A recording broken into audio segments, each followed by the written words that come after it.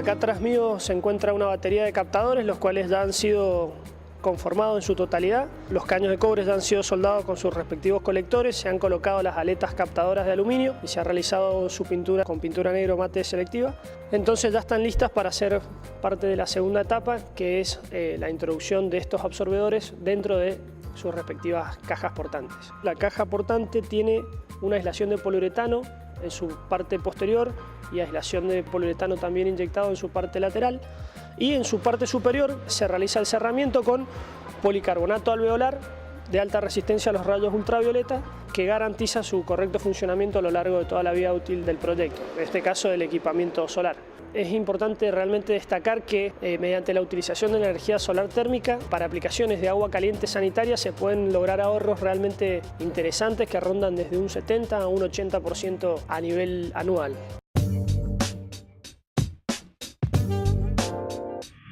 Bueno, vimos un poquito las etapas del proceso productivo del ensamblado del captador solar y bueno, la finalización es justamente el montaje y puesta en marcha del sistema, para lo cual tengo a mis espaldas un modelo escala 1 en 1 de lo que es el captador solar. En este caso es por termosifón, o sea que no requiere la utilización de energía eléctrica para bombear el fluido desde la placa absorbedora hasta el intercambiador de calor que está en el tanque. Justamente este tipo de sistema es el más típico, el más comúnmente encontrable en el mercado. Consta, como vimos anteriormente, del absorbedor, que ya vimos cómo se fabrica y las partes que tiene, que está insertado dentro de la caja portante que yo les había comentado anteriormente. Esta caja está hecha de aluminio, cosa de hacer más fácil su manipulación en el techo, que es bastante complicado. La cubierta frontal está compuesta de policarbonato alveolar, que vimos anteriormente, tiene una garantía de 10 años contra todos los efectos del granizo y contra la acción de los rayos ultravioletas. Y bueno, justamente lo que se agrega acá, que no vimos recién, es el tanque acumulador. Este tanque acumulador tiene una capacidad de 175 litros, igualmente que el captador. Está aislado con poliuretano inyectado sin contenidos de CFC, o sea que es un poliuretano ecológico. Dentro de este tanque acumulador se encuentra instalado un intercambiador de calor, que es el que permite el paso del calor transferido desde el fluido solar hacia el agua caliente sanitaria. Entonces es importante destacar que, como mencionábamos anteriormente, el captador no recibe el agua directa, por lo tanto no se congela y no se incrusta, que son dos propiedades realmente muy importantes, por lo que se garantiza una vida útil bastante larga, aproximadamente unos 20 años.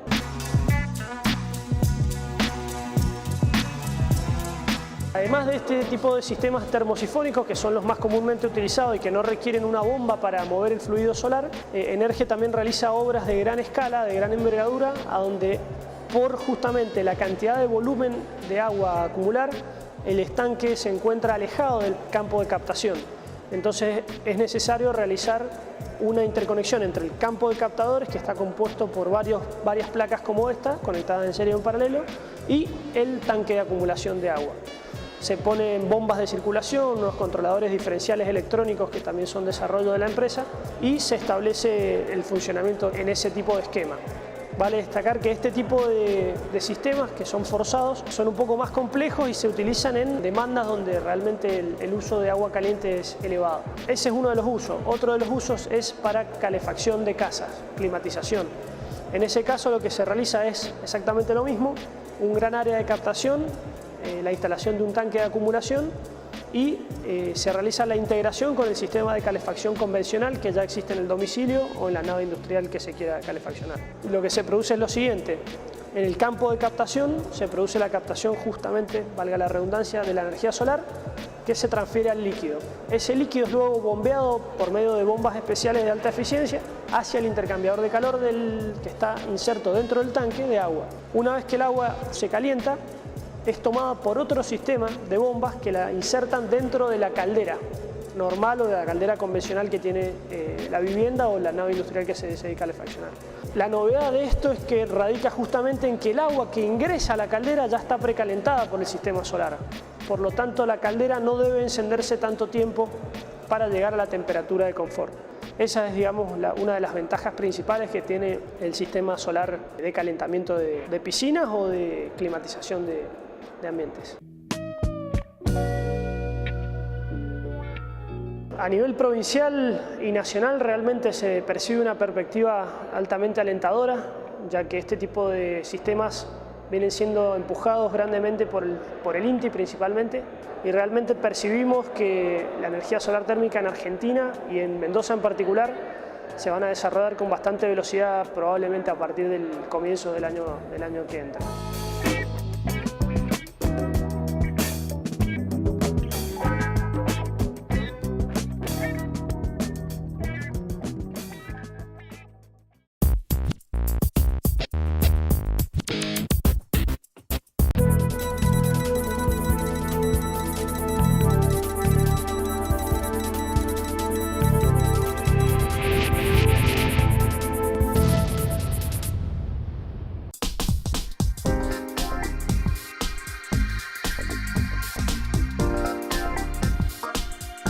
Hoy, en nuestra sección histórica, vamos a conocer el origen de la rueda, este instrumento fundamental en la historia de la humanidad.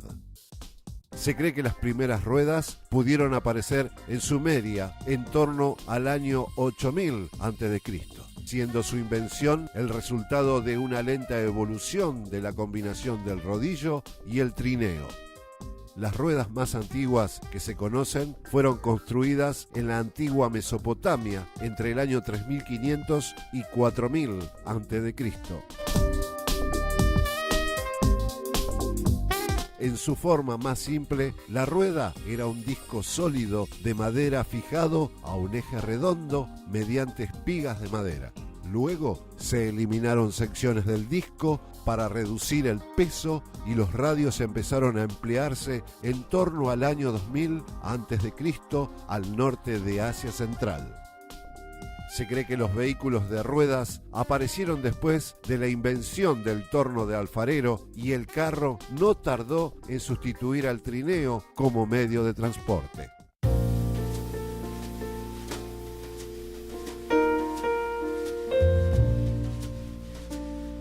Posteriormente, se difundió por Europa y Asia en la construcción de carros junto con los animales de tiro. La inclusión de llantas de hierro alrededor de las ruedas de los carros surge en el primer siglo a.C. En los pueblos celtas fueron los primeros que usaron un tipo rudimentario de rodamientos en el eje, unos discos de madera muy dura.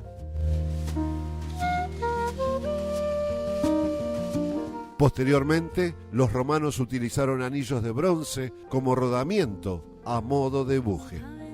En la Edad Media y el Renacimiento se idearon perfeccionamientos técnicos que encontraron aplicación en ingenios de hidráulica y militares.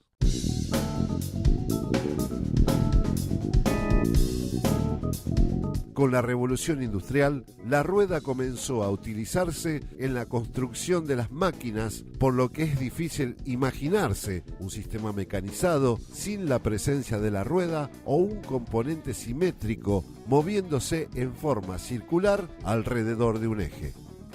En la década de 1880 se inventaron los neumáticos para ruedas. En el siglo XX se construyeron ruedas de las más variadas aleaciones.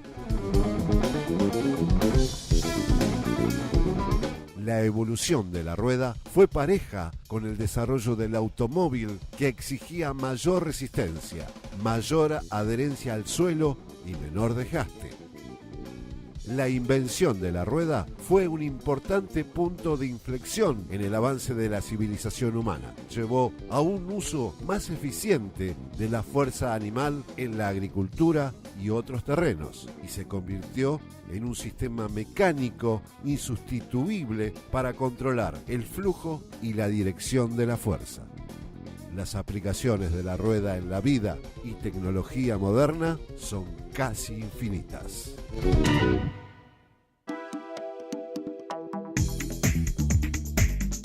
Se termina el programa de hoy, pero siempre hay mucho más por conocer. Por eso, no te pierdas el próximo programa de La Naranja Mecánica, tecnología inteligente. ¡Hasta pronto!